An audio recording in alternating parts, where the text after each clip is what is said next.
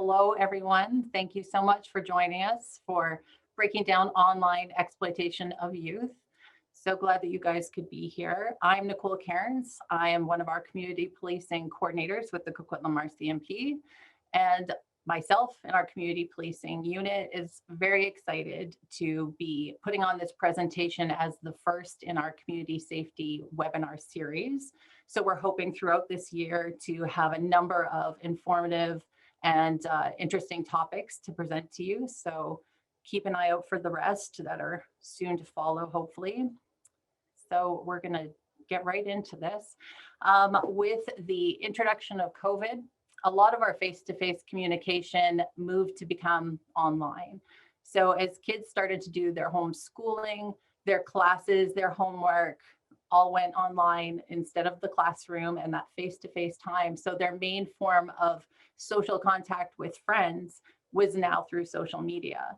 And I know in my own household, the strict screen time limits, at least that's what my son always tells me, that I'd set for my kids, were now pretty much out the window because I wanted my kids to be able to have that social contact. So as those limits loosened for many of us, it became clear that most of us were unsure about how to best protect ourselves and those that we cared for from what seemed like this vast online world. Online exploitation is one of those topics that's still just a little bit foreign to us. So when I have these questions, I turn to the experts because I am not the expert on this topic. And I'm extremely lucky to have some great contacts in the community that I could call on to join us and help shed some light on this today for us. So joining us, I have Constable Rob Sierakowski. He's with the Coquitlam RCMP's Youth Detail, Constable Mary Boonstra with the Abbotsford Police Department, and social media educator with Mediated Reality, Jesse Miller is here, and Courtney Liam, who is the program facilitator for Children of the Streets Safer Space presentation. So a little bit later, we are going to discuss some of the questions that you guys submitted when you signed up to attend this webinar. But for the time being, we're going to jump right in and have Constable Mary Boonstra get us started with her Abbotsford Police Department's It's a No program, which is something they've presented to youth, giving them some steps that they can take when they're presented with that potential online exploitation. So I'm going to turn it over to you, Mary. Thank you, Nicole, and welcome everyone, and thank you so much for tuning into this very important topic. I'm currently in recruiting with Abbotsford Police, but prior to that, I was a youth squad officer with Abbotsford, and photos and explicit photos were a topic that was quite big here in Abbotsford and something that went very underreported. A lot of students wouldn't come forward when they had been approached to send photos of themselves or if they'd already sent photos. And we know now that sending photos and being asked to send photos of yourselves is very damaging and can affect the rest of your life. And so back then, when I knew this was happening and when I canvassed just a regular class, how many of you have been asked to send an intimate photo of yourself? Probably 70% of them put up their hands. And that's when I thought, we have a problem. We have a problem. And not all those kids sent photos, but they had been asked to send photos. And so that was the start of the It's a No program, where I wanted to develop an action plan that should a child be asked to send a photo of themselves, or if somebody was trying to engage with them in a way that was inappropriate, that they had an action plan in place. And so that's why I developed the It's a No. It had to be something for me that was fast, quick. They didn't have to think about it. It just, as soon as that opportunity happened to them, they had something that they could act on right away. And so we went into all of the high schools here in Abbotsford and we presented It's a No to all the kids to make sure that they had options. And before sending out a photo, think about your future, think about what that may look like. And so that's why we developed this program. We wanted to obviously make the connections with kids. We wanted to have that face-to-face with them and also give them the opportunity to ask questions about of the program and how we could help them. So I'm just going to share my screen here with everyone. Okay, so this is what the logo looks like. It was created here in Abbotsford by a friend of mine. I wanted it to be strong. I wanted it to be just, it's a no. And it's something that when we delivered it to Abbotsford and all the schools out here, that everybody knew about it. So it's not like if a child or if a child asked somebody else for a photo, they had this presentation, they knew what this looked like, so they couldn't say they didn't know. Everyone had that presentation, so that's our logo. And that's the picture that we wanted everyone to put into their phones, so that if they were approached or again asked online to send photos or inappropriate content, this is what they would shoot back. All right, I'm going to go into a little video here.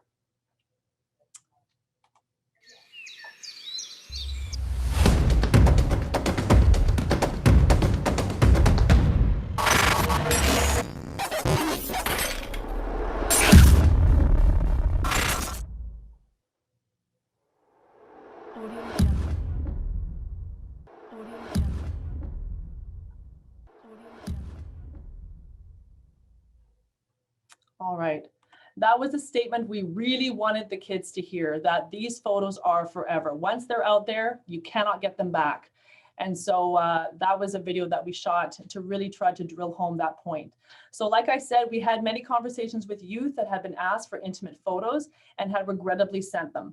And we also talked to youth who have been approached to send photos but didn't, so made the good decision. But we wanted to make sure that when we talked to our youth, that we spoke to all the ones that either have been asked or had sent photos. And if either of them had done those things, we wanted action plans for both. We recognize that this is a time in your life when it's challenging and that some decisions don't come easy. We know that typically later in the night, sometimes after 11 o'clock at night, kids tend to make decisions that they shouldn't make, and that can be about sending photos. We want to take the decision making out of it. We want to provide for you something very quick that you can fire back should you be asked to send a photo. And we want you to give it a second thought. And by seeing this presentation, we're hoping that you at least think, wait a minute, I do remember seeing a presentation about it's a no. And at least then even having that quick thought prior to making any big decisions and any big life-changing decisions is what we want you to do.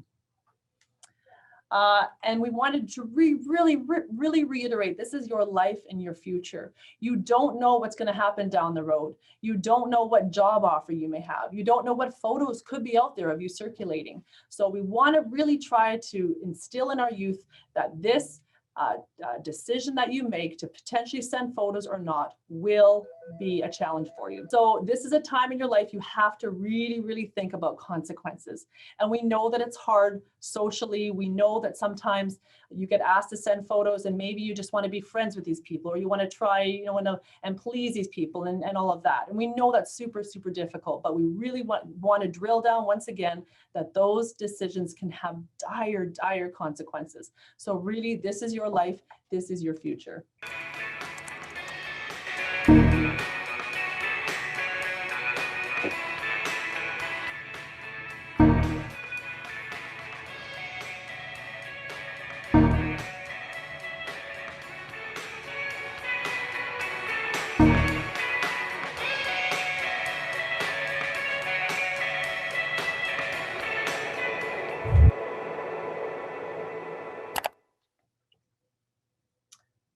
Okay, that's a video that I really rings true, because there's oftentimes many opportunities that photos can be sent. Sometimes it can be just the littlest questions, like just show me a shoulder, or just show me a bare hand, or something really small that the child's like, wow, they're just asking for a knee, or they're just asking for a leg, or they're just asking for an elbow. And then let me see, your bra strap or something like that's maybe more intimate. And so sometimes it can start really small, where the child may not recognize that it's actually becoming sort of extorting for photos and things like that. So, and then if a child has sent a photo and has sent a regrettable photo, say a bra strap, well, I'm going to tell people that you sent me your bra strap if you don't send me this of you, or you don't send me this picture of you and this part of your body. And so really on the front end, this type of behavior can seem very innocent at first. So we always say to kids, whenever anybody's asking for any sort of photo of you, no matter what part of your body is, it's a no. It doesn't have to just be intimate images. Like I said, it can start really small. Okay, so the types of capture. And I call this the wide net. And what that means is that there are times, and these are things that we've learned in Youth Squad, where somebody will send a request for a photo to like 30 people, or 40 people, just hoping one person sends a photo back, one or two. The more, you know, the more lines you have in the lake, potentially the more fish you're going to catch, right? So it's not usually one asking one, it's usually potentially one asking 30 or 40. So if you have been asked for an intimate photo of yourself, it may not just be you, it could be you and 20, 30 others. The types of capture is also sometimes in an intimate relationship.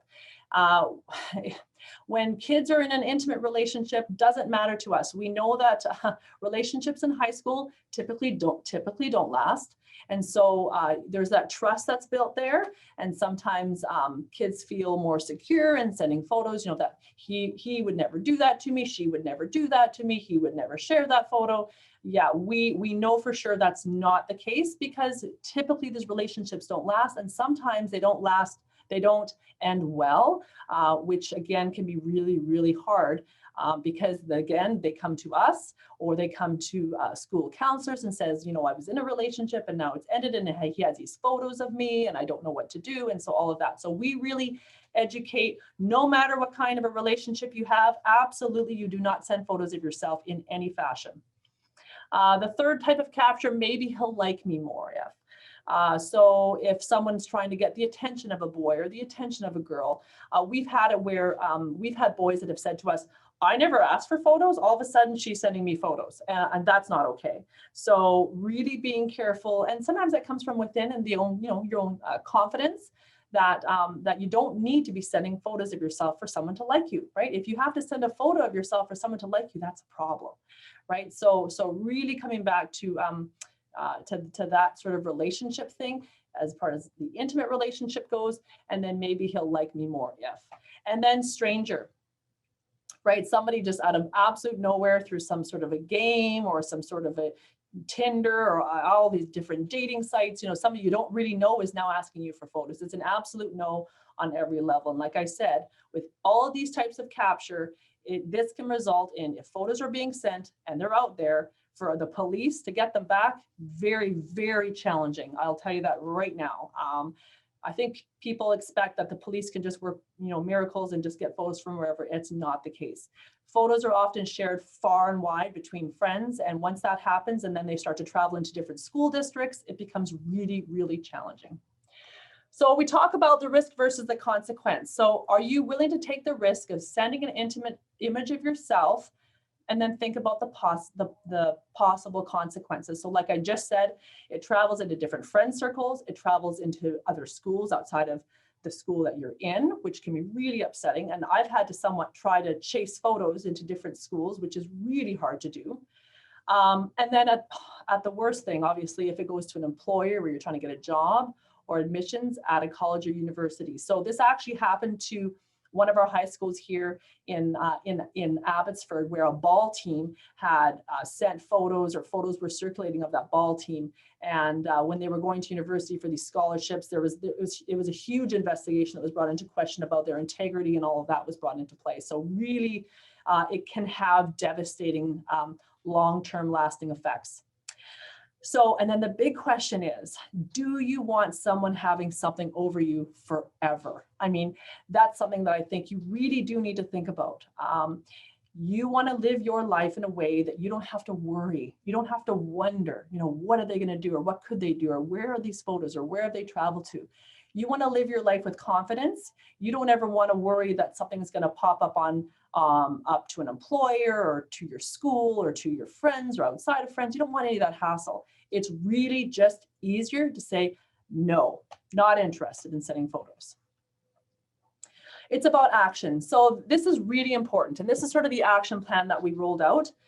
If you receive a request, so if somebody at any point asks you for photos or even images of yourself, and I'll reiterate that, it can be, like I said, hands, elbows, it doesn't matter. They're asking you for photos of yourself or to send personal information. So for our younger kids, when I go into elementary schools, we talk about sharing information about where you live and that sort of thing, right? It's a no. So if you receive a request, you go to your photo roll in your phone, and you should have that logo saved in your photos so that if a request comes in, you just send that photo, you don't engage any further, and you shut down the chat immediately.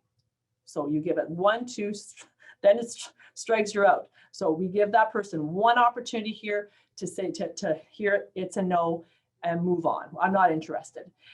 Now, usually people that are in that capture that do the fishing and try to, source out who is going to send photos, they send the request to 30 people, hoping 1 or 2 send photos back. If you are of the person that says that, no, it's a no, and sends that logo back, they're going to go on to the next person. They're not going to say, well, why not? How about? It becomes too much work for them. They're not interested. Okay, that's a no for you, and I'm going to go on to the next one. So, again, receive the request, pull up the photo, send that photo, shut it down. Do not talk to them. Do not engage in any conversation. The only thing you send is that photo, and you shut down the chat. What happens if they don't listen? So what if it becomes harassing? So what happens if, okay, it's happening again, and it's happening again, it's happening again. It's the same person asking over and over for photos. You document the request, write it down, date, time, what was asked of you, and what you did. And then report it to somebody you trust. Okay, we really want kids to feel open, talking to their parents and engaging with their families, engaging with the counselors at school, engaging with the admin staff at schools. It's really important that those open conversations happen. Nobody wants to feel like a tattletale, but you need to think about how it's affecting you, how it's affecting your life. And if you're receiving repeated requests and it's becoming harassing, I'm sorry, you need to step up and perhaps loop in somebody you trust to talk about it. And it can be a counselor. And at that point, usually after a counselor's been engaged, they may decide to loop in a police liaison to come in and speak to the child and give some direction. What if you've already done it? What if you've already sent a photo? And we're not blind that sometimes people make mistakes. We get that. Our job as police officers and people in the community that care about you is to try to help you make better decisions. So if you have sent a photo of yourself, make a list of who you sent that photo to. So there might be 1 person, 2 people. Make a list of anyone who says they saw the photograph. Maybe somebody's contacted you and has said, hey, I saw your photo. Ha ha ha. Okay, make a list of that person. And then again, talk to somebody who you trust that can help you. Like I said, police officer, a school administrator, somebody you feel comfortable with who can provide you some guidance. The worst day of my life is when we don't know about these things. I have a very young daughter too, who's 10, and I would be beside myself if this was happening to her and I didn't know about it. Parents oftentimes don't want to hear it or think about it, but they would be devastated to know that it was happening and they did not know about it to help them and help action and help teach and help guide, right? And so you might say, well, I'm worried to tell my parents because then they'll take my phone away. Okay, but you didn't do anything wrong, right? Perhaps then a conversation that kids should have with their parents is, you know what? I don't want to get my phone taken away. So if somebody approaches me for a photo, I'm going to tell you about it. I'm going to have an open relationship with you about it because I don't want to lose my phone. So having those open conversations with your parents, I think is also really, really important. We talk about criminal consequences because kids need to hear what the realities are. So having intimate photos on your phone may have criminal consequences. Absolutely. There are a number of different charges that can be laid. Now, it depends. Every situation is different. Every file is different. Every child is different. So at the front end, a lot of the times the police will go in and try and educate if it's something that's not horrendous. But again, everything is very individual. And so we need to go in and sort of assess the whole situation as a whole. But we will examine criminal charges if that is something we need to look at. We need people to be held accountable for asking for photos, for harassing people for photos, for obtaining photos and having them in their phones, for distributing the photos. All those things are criminal offenses. And over the age of 12 and up, you can be charged with a criminal offense. We really try to drill that into our youth so that they know that at the age of 12, you know better whether to send photos or not, right? And what that all looks like. So age of 12, very important. We also work, and I was working very heavily with our school district in working with discipline on kids that did send photos, shared them, asked for them, harassed them, etc. There would oftentimes be the board of review with the child and their parents. Sometimes there were suspensions involved. I mean, it was a whole gamut of options for kids that make these decisions to ask for photos, send them, share them, etc.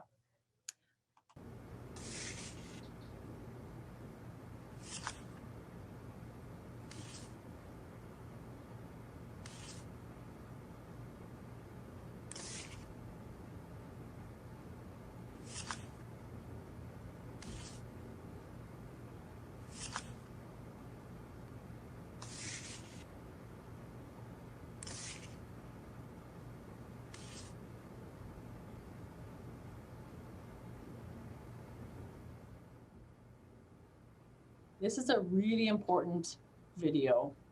It really shows, and thank you to Children of the Street. Children of the Street has some fabulous videos and footage and education on their website too. So really do check them out for more information.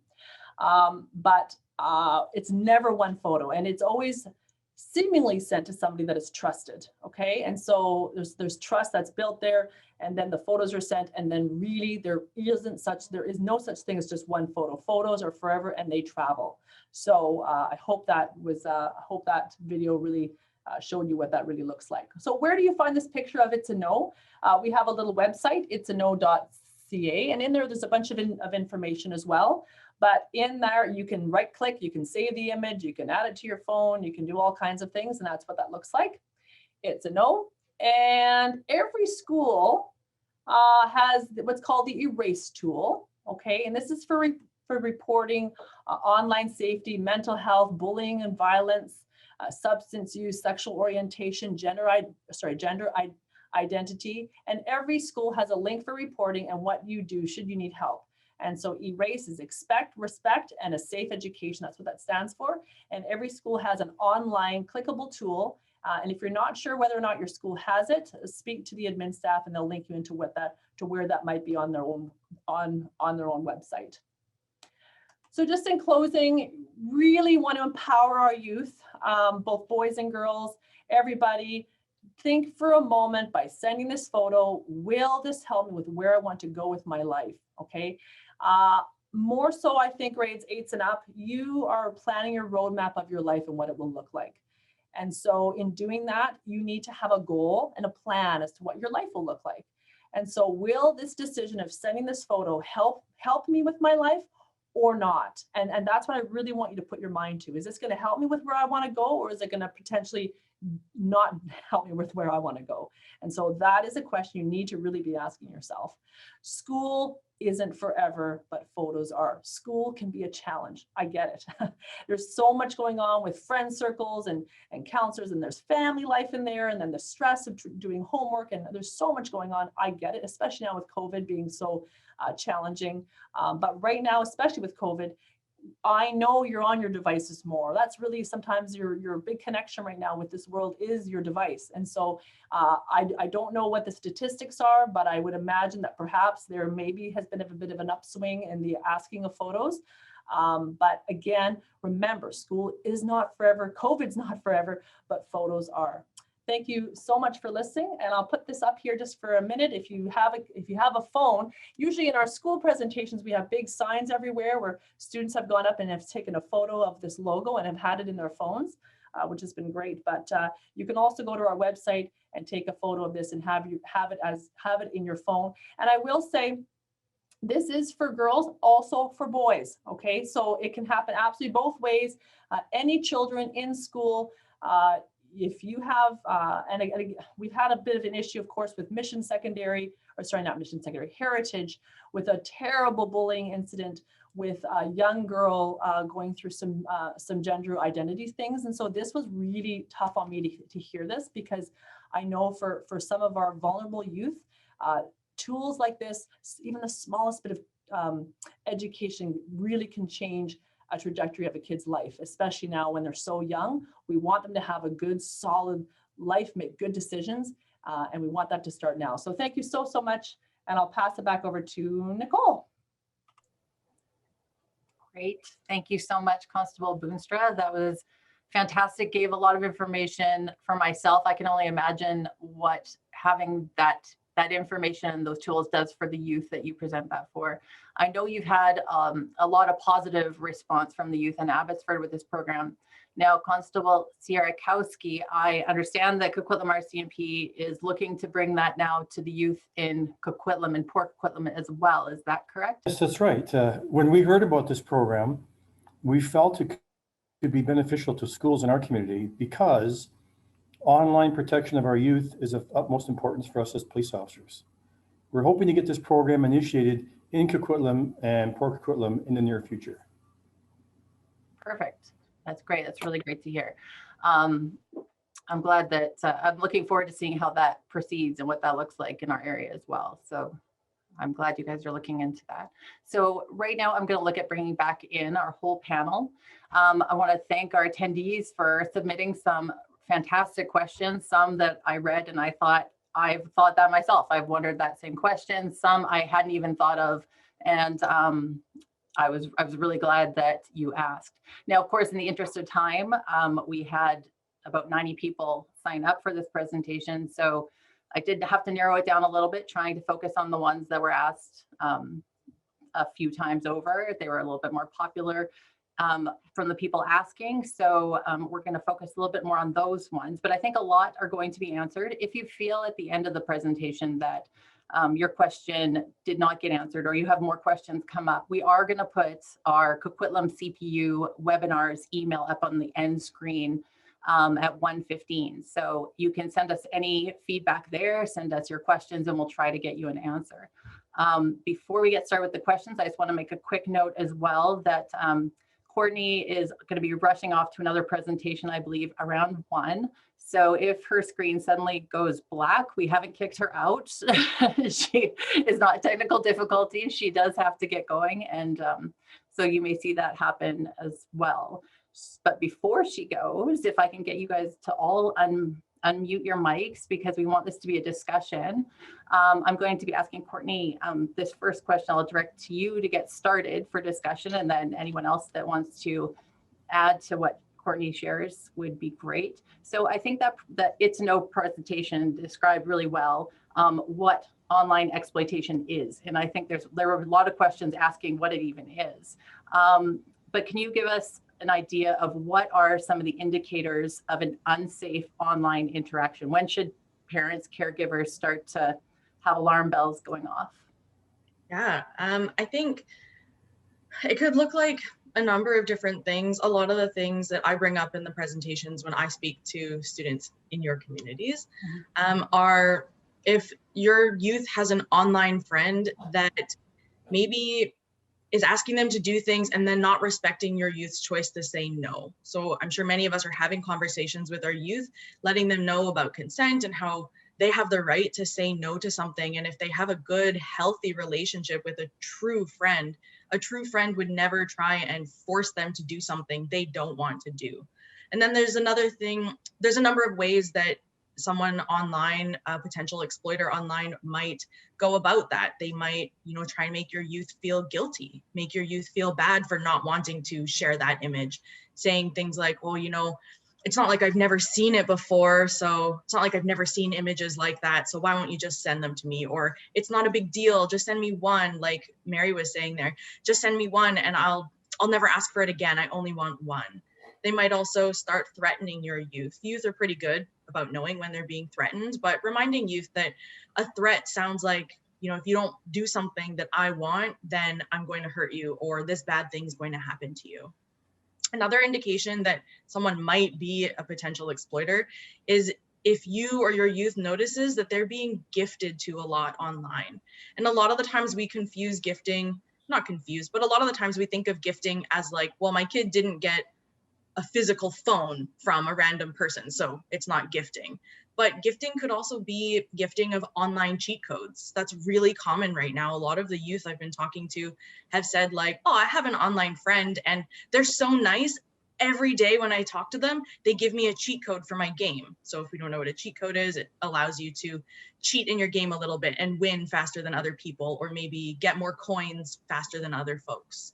So overgifting of cheat codes, admin codes, Visa gift cards, maybe it is physical things in person. Maybe that youth has met someone online in real life now, and they are receiving physical gifts. So that's another big sign that someone might not be a safe person to engage with.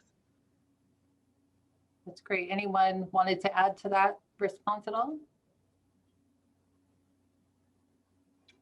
Not this time. You did such a thorough job.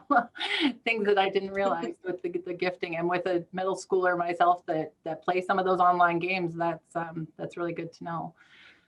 So next question, I'm going to direct to you, Jessie, to get us started. How early should parents start talking to their kids about healthy online behavior and potential dangers, and how should they go about that? Well, as early as children understand the two-way connectivity of the internet, I mean, the majority of children are exposed to social media or digital communications as early as their earliest memories these days, because they've been exposed to FaceTime conversations with family members, especially in our COVID reality of just physically not being able to be together, so relying on the tech so heavily.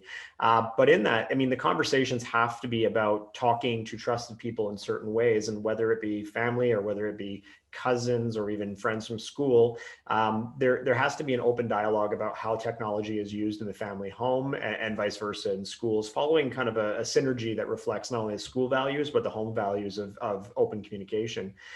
So when parents say, what's the best age for my child to be navigating this? I mean, the reality it is we are seeing kids younger and younger, but that's not because the media is more perverse in their lives. It means it's just more normalized. And so within that, parents, before they give their kids the tech that allows them to play a video game against another person, whether it be an unknown or a known person, or whether it be about communicating with friends and family, you have to kind of measure where oversight occurs, open spaces versus closed spaces in the home.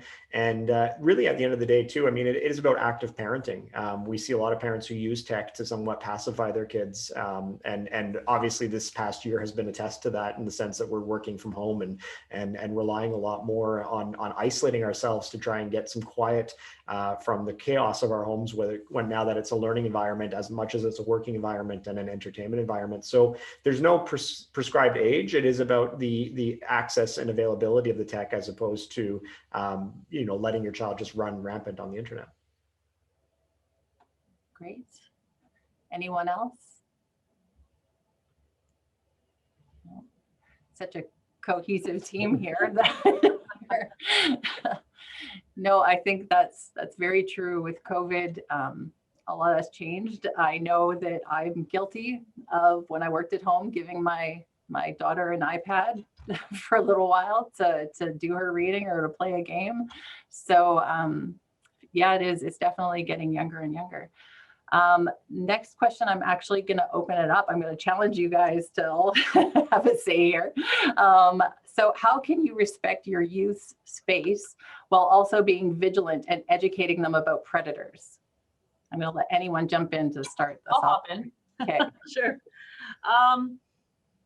I think it's, as much as it's important to respect the youth space, it is important. Having access to the internet is not a right. And I think sometimes we can be, and I'm guilty of it too, of course, just go on that and just do this and sort of shutting down. I think there has to be an open relationship between parents and kids regarding their access and how much access and what that looks like, and having boundaries around having devices. I mean, I'm a big proponent of not having access to any sort of social media or any sort of electronics anytime after a certain time. And I absolutely will not allow electronics in their bedrooms at night. It just does not happen. So I think you have to sort of develop those rules within your home as to what works, but having healthy boundaries with respect to where those devices are at night, what times are they allowed on devices, and sort of having those open conversations then about predators and what else is out there. As a police officer, and I also talk about this with my own schools, in that as much as we can physically see bad guys out there, and we see them and we arrest them and everything else, there's a whole underworld of very bad people in the internet world. It is what it is. Although you can't see them, they're out there. We know kids are very trusting, and so for them, it's like, oh, they just want to do this, or they just want to give me a cheat, or whatever you're saying there, Courtney. There's a lot of trust there because kids trust. They've been taught to hug, love, trust, everything else. So we have to sort of unravel that a little bit, have open conversations about the realities of who is out there in this world, and then I think have good boundaries with our kids about devices and what that looks like. Yeah, I think setting those boundaries really early is also really important. One thing I know we did at Children of the Street a number of years ago was we put out almost like a template for like a phone contract. So much like when your kid turns 16 and they get their learners, you would never just give them the keys to your car and be like, okay, go have fun. Because we all know that can be incredibly dangerous. It can hurt them, it can hurt others. And the same goes for handing your kid a phone. Talking to them about together what the consequences will be if expectations are broken. Talking to them about what those expectations are so that they know, okay, if I've done this thing, I know I agreed with my caregiver that my consequence is likely going to be something like this. And then that youth can take a little bit of ownership and recognize that they have had a say in what that potential consequence could be. And they know what is being expected of them when they have that device, and that freedom, that you're right, it's not a right, that privilege to be able to use that device. And maybe at home, they're being given a lot of open space to be online on their own without someone looking over their shoulder, but it is a privilege, and those boundaries need to be set so that they know what to expect. I want to throw a little bit of a curveball into it in the sense of the way we kind of present language to the children. You know, the hard part with the part, in my opinion at least, is about the idea of right to the internet, is that this past year, we've really learned that a lot of children don't have equitable access to the internet. And when we're tested with the internet in the sense of we need it for education, right, we should see every child have equal right and access to free and open internet for the purpose of education.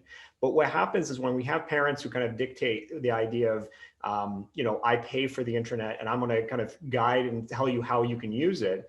We sometimes see kids who want to explore aspects of the internet in a healthy way, then kind of push it into a darker corner. And that's where they become more prone because they're afraid to talk to that trusted adult about something that was maybe projected as a negative. And so sometimes when we see kids who, you know, you hear the language of like, well, we never expected it with this child. That child sometimes has this expectation that if they've made a mistake in those spaces, that they've really screwed up. They've really made a significant thing that's really reflective of their character.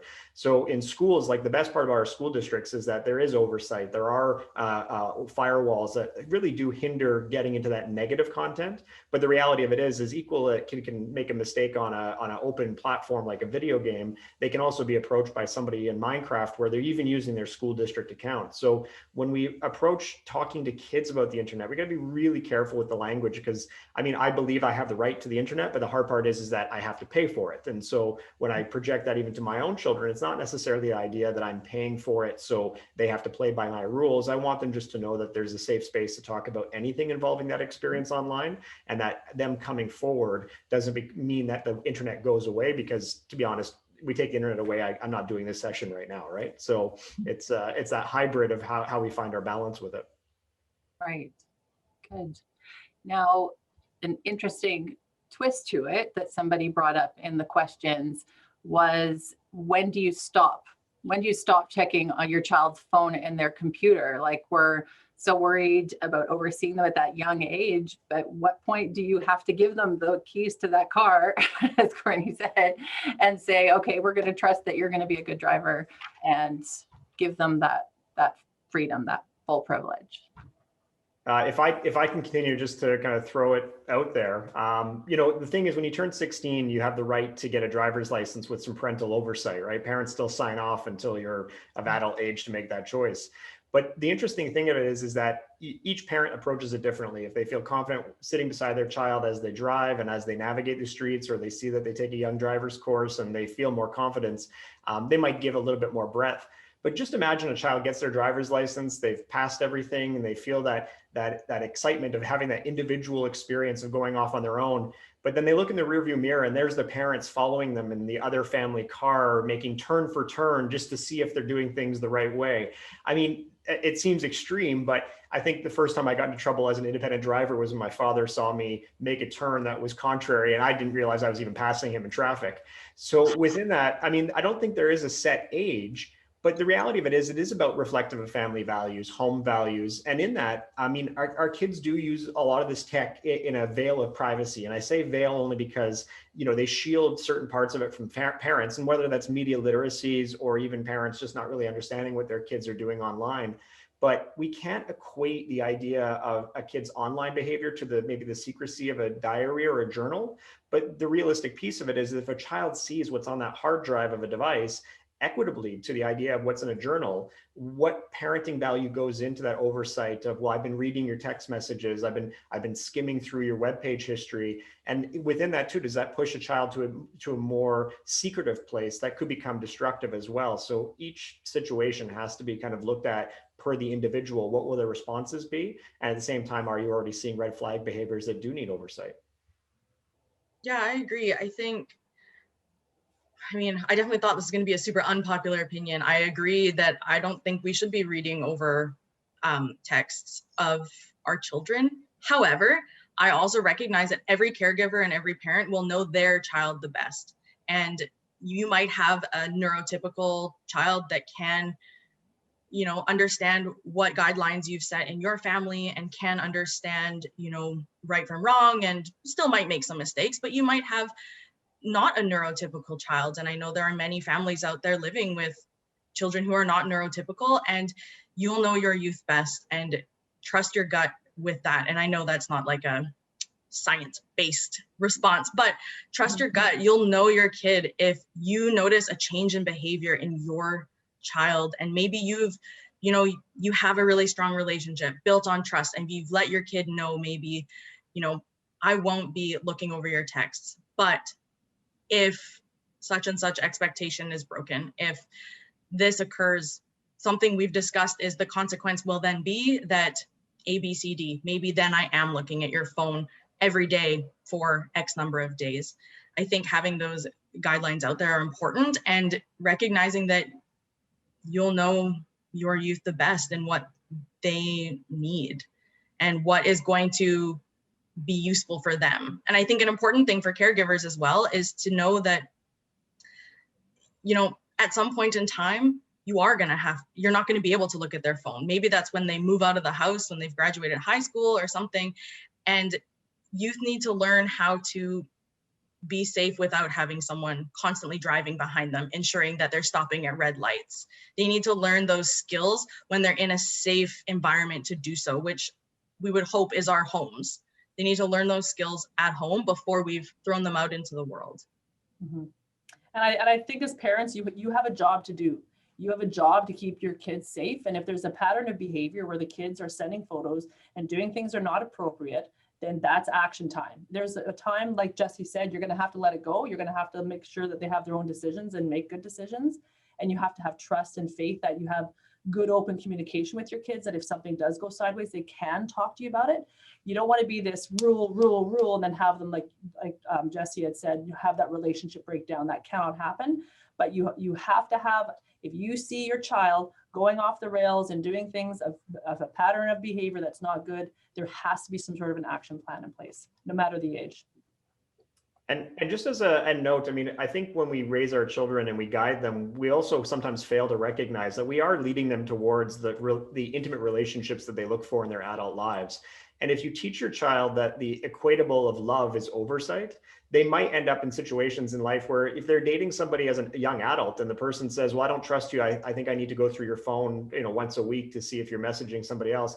I wouldn't want any of my children to ever be in a relationship where somebody dictated that kind of power struggle in the confidence of love and affection.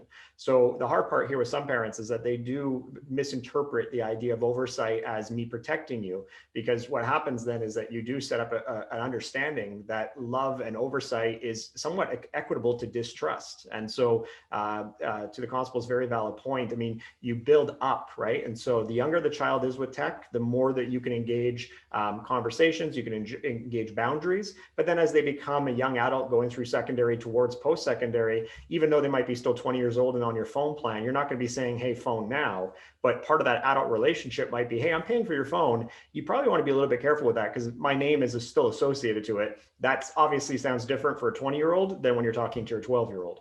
Mm-hmm. I know you mentioned that it's not science-based, Courtney, but I think there is a lot of reassurance as a parent, almost hearing that, to trust your gut and your child. And because every child is so different, every parent, I think, second guesses themselves. Well, this book tells me I should do ABC and this one says DEF. So having that acknowledgement of trusting your gut, I think, is a great thing.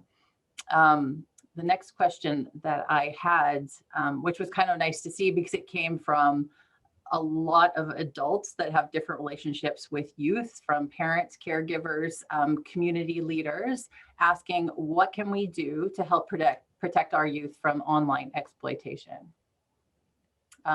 Mary, do you want to actually get us started with that one? Yes. I mean, I'm a big fan of conversations, right? Having these, having this forum here is really important, and educating people and educating our youth about these issues is really important, and having conversations, being open about those conversations is really, really helpful.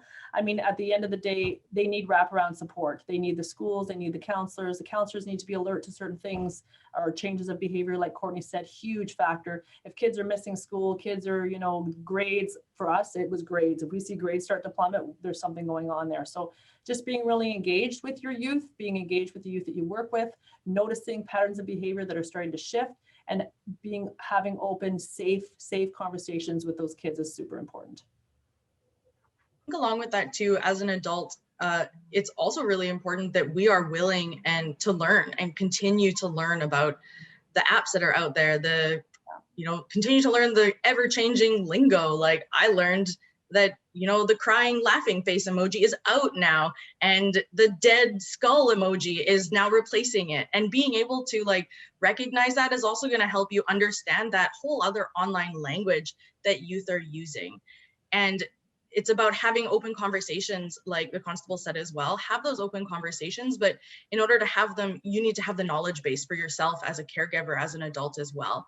And be willing to learn on your own, and be willing to be corrected by your youth in terms of online trends. And your youth are going to be your biggest asset, I think, in learning about what their online life is like. So understanding that we do have a lot to teach them, but they also have a lot to teach us about their world as well. And if we're not willing to learn about that, then those conversations can also be really challenging. Especially with parents. Often fall on deaf ears. Especially with parents and knowing what the online trends are. I know in the other forums I've given, the parents are like, what is this app? What does that mean? And so there's lots of information out there to try and guide parents as to what's up and coming, what are the trends right now. So yeah, really drilling down on that. I would also say, parents can't negate the value of the expert they have in their own vehicle, home, kitchen table, right? Kids know a lot more about trends and themes than the adults do. And to be fair, I mean, as a person who's in this space, I actively want to learn from kids because I want their perspective, right? I can understand every trend and be like, I understand where this is going. I can understand how it could be a negative, how it can be a positive. But when I see kids embracing aspects of the internet to expand their horizons and engage in different ways, there's a real value to that, because they're harmonizing parts of the world that traditionally have been very polarized, whether it's differences of others, the diversities that we sometimes lack, and understanding of those diversities. But within that, kids are very much going to change our future, because they're totally cognizant of the future that's ahead of them, because there's such an avenue here for them to explore beyond what parents used to give our children, which was, here's my knowledge, and how dare you even think I'm wrong. Within that, kids can prove their parents wrong with any point by literally Googling anything. So the more that children are listened to and heard, that reciprocal nature of conversation then can develop into really healthy relationships. And I mean, to be fair, each individual child is going to be different, and those red flag behaviors are unique to each person. But the thing of it is that some parents, they thrive on the idea that, as long as they see their kid doing the right things, everything's going to be fine. And the hard part for me is that, unfortunately, a lot of the incidents I've been involved in, a lot of the great quote unquote kids who really had everything in front of them, the internet issue caused a stronger fall from grace than the kid who was already more vulnerable, the kid who is already kind of deemed to be, they're going to have problematic issues going forward. So more and more, we do have to kind of see the whole. And just because a kid's playing a lot of video games doesn't mean that their future is ruined. They might just rewrite the entire book of expectations along that path. And Jesse, that's a really good point that I forgot to mention in the PowerPoint, is that we have this mindset that the kids that are going to be targeted are the most vulnerable that we have, and that is absolutely not the case. It is any child with any device at any time. It can be your highest athlete in your school, can be your highest academic, it doesn't matter. Good point. Talking about youth, I thought it was really interesting. I have at least one teacher that signed on, and I believe playing this live for his class right now. And they submitted a question asking what can they do as middle school students to help educate and prevent online exploitation for elementary age students. It's a great question. It's a great question. Do you mind if I take it? Yeah. Yeah. So this one's awesome, because we want to give kids the tools for success. And I think that with the more we see kids empowered, and whether it's in coaching, like if you coach, little kids soccer and they're great, 6, 7 years old, and you bring in a kid who's 12, 13, you really get an idea of how that kid can use their experiences in that sport to not only learn how to develop empathy and education tools, but the reality of it is that they get to use their skill set to actually kind of put them on a path. And I think every young coach through post-secondary that I've ever met has had people like that help them along. It hasn't always been just the trusted adult who is out there coaching. They've had experiences with people within their peer group. So the thing is, empowerment and leadership, that is the key. But the hard part there is a bit of a slippery slope. So if you're the middle schooler watching this and you know all sorts of things about a video game, it doesn't mean that grade 1 needs to hear everything about that video game that both of you are not old enough to be playing. But because you're in middle school, you might have a little bit more of an understanding of some of the nuances of that environment. So the more we can give young people the ability to guide with purpose in this space, and the more we can engage healthy dialogues with oversight from educators, the curriculum itself is already adapted a little bit to really include those themes. So we just need more and more kids who are willing to take a lead in a positive and healthy way to help younger kids understand some of those perils of the internet, but also some of those really cool avenues that can make the internet a great place. And perhaps if the teacher gains some information from the topics here today that would be relevant, they think, for a grade 1 class, they could teach the middle schools. Maybe we're going to pass along some sort of a craft or some sort of a thing about, it could be 3 points about online safety that would be relevant to a grade 1 class to try to build that bridge a little bit and build that connection. Yeah, I mean, you could always book a safer space presentation and have me come into your middle school class and teach your middle schoolers, and then they can go and share the information, like the constable was saying, with the elementary school students. Yeah, absolutely. That's a great resource that we're lucky to have. It's a great presentation. I do recommend that. Anything else you guys wanted to suggest to this class that's tuned in? Okay, now I'm getting into the parental controls. I had a lot of questions about parental controls, including, are they good? Are they not needed? What should I use? How should I use it? So what is the best way with parental controls to monitor your child, or should you? Do you want me to start? Yeah. I'm going to be honest, parental controls don't traditionally work well. In fact, most of the data shows us that they can actually have hindrances to some aspects of good internet education. But that said, that would be on the larger scale. And the one thing I want you to keep in mind here is that the internet is so wide open, it's so ubiquitous, that parental controls usually only really do control the device that they're designed for, or the network they're designed for. So I'll just give you an example, and it's one of those things. I've visited a lot of police stations in my life and touring and working with police agencies. It's very difficult to get on the open internet at a police station. So even when I'm doing a presentation, I have to rely on my own phone to get onto a network so that I can kind of show an example. And so when I think about that access of control, yeah, there's oversight on the network to make sure that the police network is safe and secure. But for me to kind of teach something, I have to go to an open network to find that content. So if we were to think about our family homes that way, open internet is a great tool for exploring anything, but at the same time, we want to protect the content that would not be acceptable for an audience of, let's say, children in middle school. So for me, I mean, I'm on the advisory board of a parental control company. And the only reason I really do it is because when I see families that are having just a complete meltdown of control in just the idea of, can you please listen? Can you please follow these guidelines?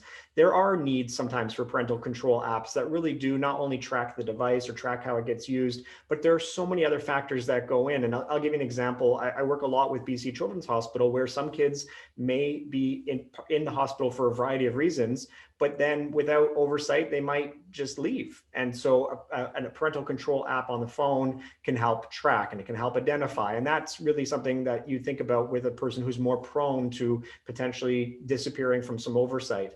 But one of the things that I find in my home that works really well, and it's an effort, it is for parents to really keep in mind here, an effort of communication, is that I don't have any parental control on my networks at home. I don't censor the internet for my children, But my daughter, when she was in grade 5, had to do a school project and she had to pick a topic, and she picked breast cancer. Thing is that the parental controls that we had at that time limited her ability, so we changed them. And within 5 searches, 5 clicks, she was already into something that had to have a family conversation.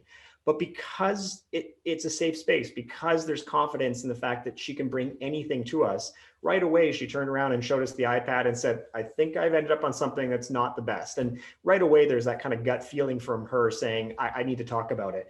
But she has those safe adults. She has those adults in her life that she feels she can talk to. And I know that not every home has that. So one of the things that I want to highlight for parents watching this is that in my family home, we also have a safe adult. And that safe adult is somebody who's not in the home, a designated person that the young people can talk to with trust. And that safe adult in our lives is somebody I know, if they feel they need me to be aware of, they'll say, hey, she reached out. I think that you need to talk to her about this. And I'm saying this in confidence.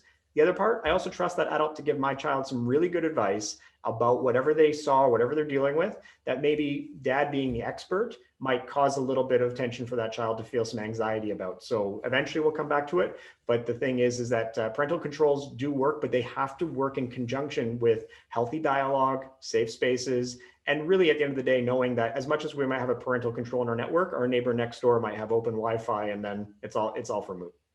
Right. Yeah, I think I'm glad you said that, Jesse, because to echo a lot of what Jesse said, I think, you can have really strict controls in your home on that specific device, but more often than not, when you tell a kid not to do something, when you tell a person not to do something, they want to do it more. Don't look to your left. Immediately, you're like, what's over there? And it's the same thing. If you're telling your kids that they are having all these different controls, they're going to have a kid at school saying, did you see this website? Have you heard about this? And they're going to want to look for it and realize that it's been blocked on their phone. So now they have to go around their parents, sneak behind some backs, and figure it out anyway, because they want to learn. Much like Jesse was saying about, his daughter, she wanted to learn about breast cancer and talk about it. Sure, she found some really questionable pictures of boobs when she was Googling breast cancer. But having those safe and trusted adults that, again, echoing Jesse, might not live in your home is really important. And I think that's something to really hit home with your kids. In an ideal world, I would love for you to come to me if something is going on. But you can also speak to your teachers, counselors, youth workers. If you have big brother, big sister mentors, you can speak to aunts, uncles, cousins, other safe and trusted adults as well, and then maintain those relationships as the parent caregiver with those trusted adults and be able to get that information as well. Great. Thank you. Courtney, I'm actually going to direct this next one to get you to get us started on it. I thought it was another great question asking what resources are available to youth who may have been exploited online. Yeah, great question. So there's a number of different resources depending on your community. There are online resources, and maybe I'll start there. So cybertip.ca is a great resource. I believe it's going to be explained a bit more or put up for you folks at the end of this presentation as well. But cybertip.ca is run by the Canadian Centre for Child Protection, and they have an online reporting tool. So if your youth has shared an intimate image of themselves, or even if you yourself as an adult have come across child sexual abuse material online somewhere, you can report that on cybertip.ca, and they do their best to, in short terms, work some magic and try and get support for the person who's in that picture. And also they run Project Arachnid as well. So what happens with Project Arachnid is you upload your intimate image, you made a mistake, people make mistakes, and I think that's important to recognize for youth. You made a mistake, you still deserve support. You upload your image to Cybertip, it goes into a database for Project Arachnid. And then what Project Arachnid does is it scours the internet looking for that intimate image. And if it finds that intimate image on another website, it does its best to remove it and destroy it. So hopefully it can give you a little bit of peace of mind. There are some in-person resources as well. Children of the Street is now a part of PLEA Community Services. And with PLEA Community Services, another one of our programs is the Onyx program. We service Tri-Cities, Vancouver, Burnaby, that kind of stuff. We don't service the Fraser Valley. But the Onyx program is a group of amazing youth workers who work directly with youth who are currently being exploited or at risk of being exploited. It's a confidential service between the youth and the youth worker. So a caregiver or parent can refer their youth to the program, but then the caregiver involvement sort of stops there, and you leave your youth in the hands of some really skilled youth workers. And those youth workers work with your kids on mostly building alternative skills. So really focusing on other things that build confidence and grow that ego in a good way, but grow that ego of that youth so that they feel like they are capable of other things aside from exploitative behaviors that maybe they've been participating in. Another parallel program to that is the Stop Exploiting Youth program, the SAY program, that's put together by the Pacific Community Resource Society. They service, I believe, like Abbotsford all the way through Surrey, everything in between right there. And they offer almost exactly the same as what our Onyx program does. Okay, any other resources, Mary, Jesse, or Rob, any of you know of?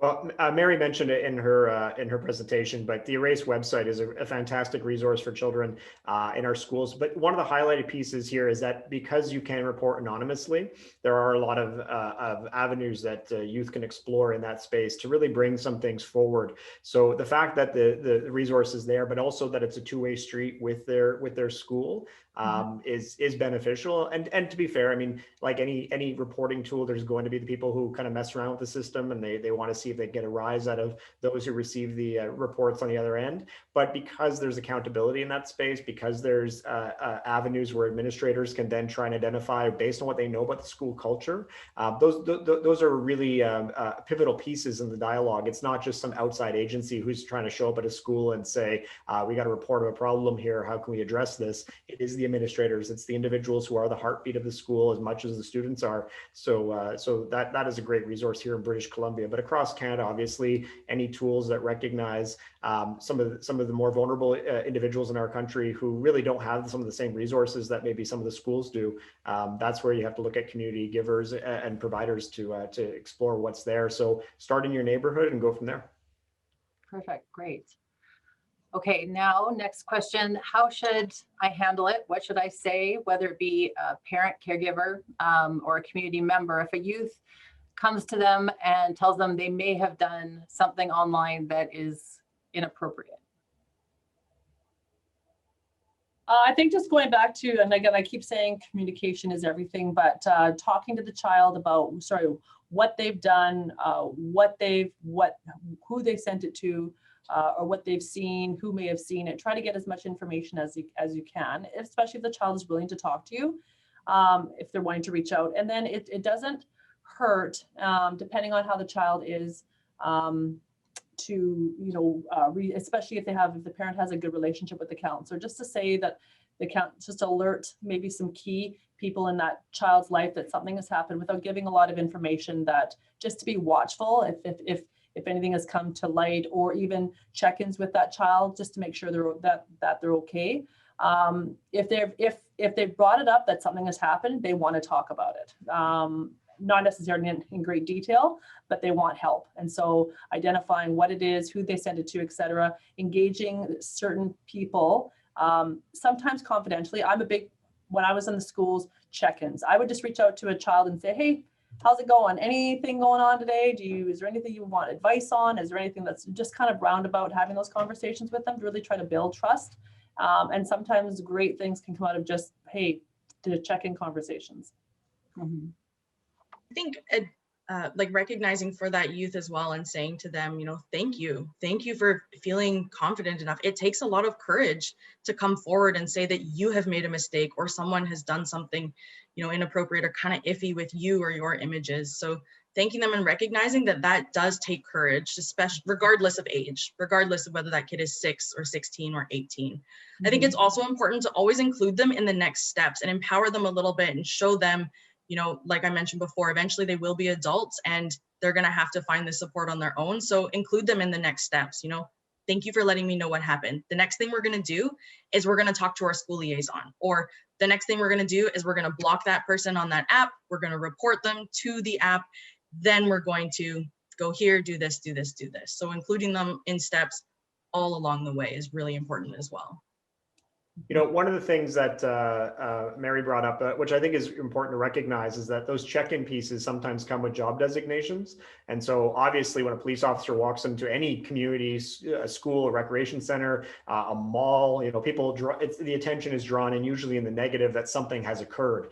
And I've had the benefit in my work of traveling all across the province. And I remember my first visit to Coquitlam, where we had to come in by boat because it's a remote community. The corporal who I was with, you know, she parked her car, she went to the corner store, and she came out with 30 freezies ready to go. And I said, well, what are you going to do with these? And she said, we're going to go find the kids. And in that, it was just something that reverberated with me, because as much as she would come in and out of the community, being prepared to not only meet the kids on their level, but also just engage with any kind of dialogue of, hey, I've been gone for 3 days. What's happened? What's happening? As opposed to it being negative. Just like she wanted to hear about the kids, you know, playing a basketball game. She wanted to hear about the kids engaging in an education campaign.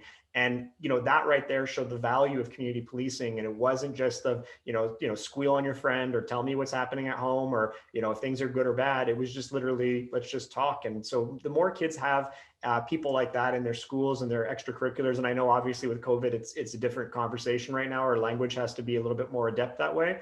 But the more that we can just do check-ins just based on, tell me a story about your day.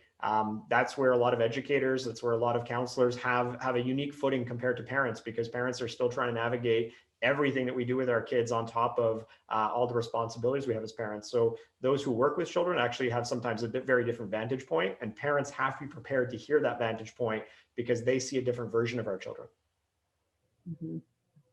For Sorry, sure. everyone. I have to run out. I have to head to another presentation, but thank you so much for having me. This was awesome. Of course, Nicole, if anything comes up, you're welcome to email me if any questions come up with any other person who's on here, but take care. Enjoy. Thank you, Courtney. Bye. Thank you. I'm glad you mentioned the community policing in that as well, Jesse. I think there can be a lot of hesitation for a lot of different crimes for people to contact the police. That's not serious enough. It's not a big enough deal. And not realizing that the police really do care, and they want to try to investigate the crimes when they happen, and they want to be there as well and try to prevent those crimes from happening in the first place. But on that same note, I want to then direct this to you, Constable Sierakowski. Why is it so important that online exploitation get reported to the police? Well, the exploitation of youth is the #1 cause of anxiety and depression for them. And I would say personally, the best way to protect youth from this sexual exploitation is to report suspected cases to the police. So report it and don't ignore it.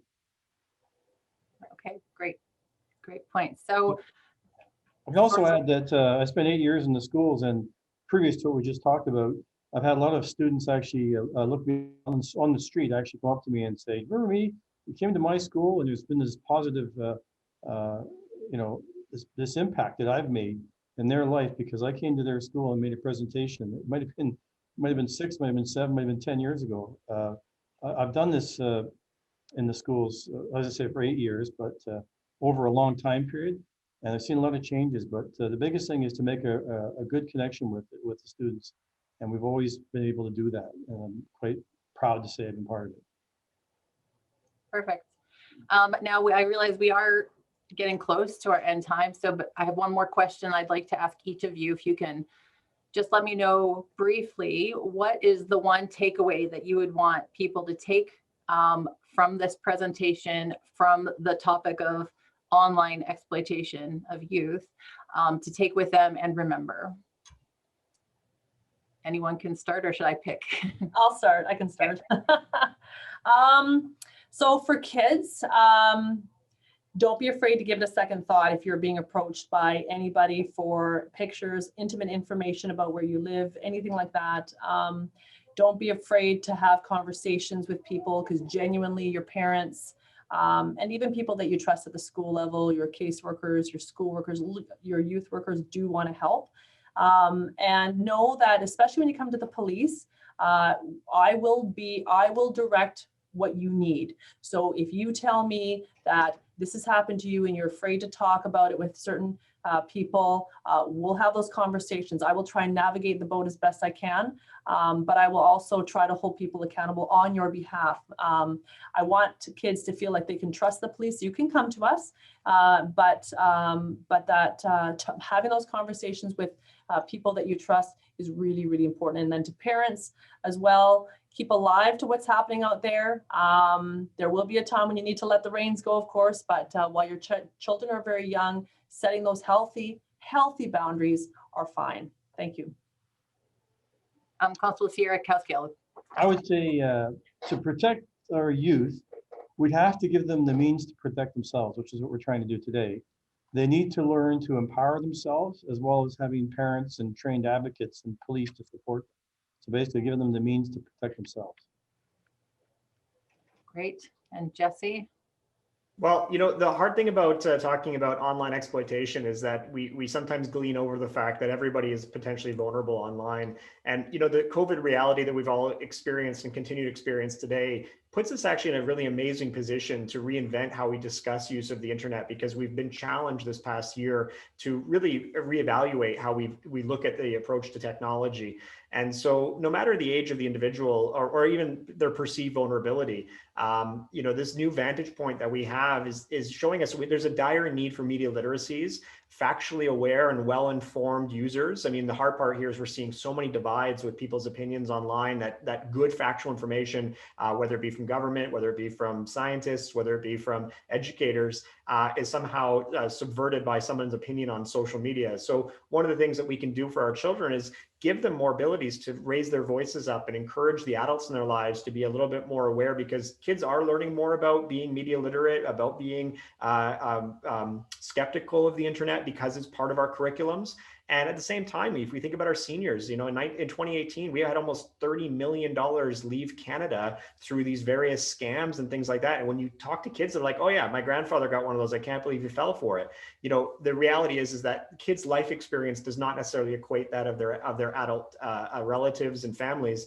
But within that, the children themselves are quite empowered with understanding how the internet works. We just need to really kind of get to a middle ground where the life experience of adults teaches what some of the perils are in this world. And then we actually empower kids to use these tools to really kind of guide the next generation of users, because they're going to be the perfect hybrid that way. So we do have to find the balances, and realistically, we have to make sure that kids feel safe in talking about what they do online. And as mentioned a number of times throughout the presentation, for some of the parents on the call, if you are not the person who you think will react in a favorable way to your child talking about something that they've done online, you do have to ensure that your child does have a safe and trusted person in their life they can talk to. And whether that's a school administrator, counselor, family member, sometimes we have to separate our own want for that oversight based on how we do react ourselves. True, great. I also have a takeaway for everybody, that just keep the communication going. This is a great step. I'm so glad that to have these experts that I can turn to and ask for advice and help on topics like this. It's so important now more than ever. And I think just we need to keep that conversation going. Youth, you need to be talking with your peers, spread this information, talk to those elementary school students, and lead by example. Parents, have those conversations ongoing with the youth in your life. Community leaders, I know we have a number of community leaders in this presentation as well attending. So again, just please keep that conversation going. And this is just one step in the right direction. We just need to keep going with it. So on that, I want to thank our panel. Thank you guys so much for joining us and for talking about this and helping us make this step and get this conversation, keep it going in the right direction. I really, truly appreciate that. Thank you attendees for signing up, showing the interest, and for joining us for this presentation as well. As I mentioned before, this is just the first in our community safety series that will be coming up this year. Please stay tuned, follow Coquitlam RCMP on social media so that you're getting the information on how to sign up, what the next topics are going to be. We hope that we can bring you some exciting, informative presentations. And on that note, please give us some feedback about today. So the email is on this final screen there, sort of near the top right, the Coquitlam CPU webinars email. If you have any further questions that you feel have not been answered through this last hour or so, please send them to us. We'll try to get you an answer. And if you have any feedback, if you thought this was great, let us know. If you think there's room for us to grow and change with this, that would be great as well. We really appreciate your feedback. Thank you again, panelists. We're going to wrap it up. Everybody that attended, I hope to see you at our next presentation. Stay safe. Thank you.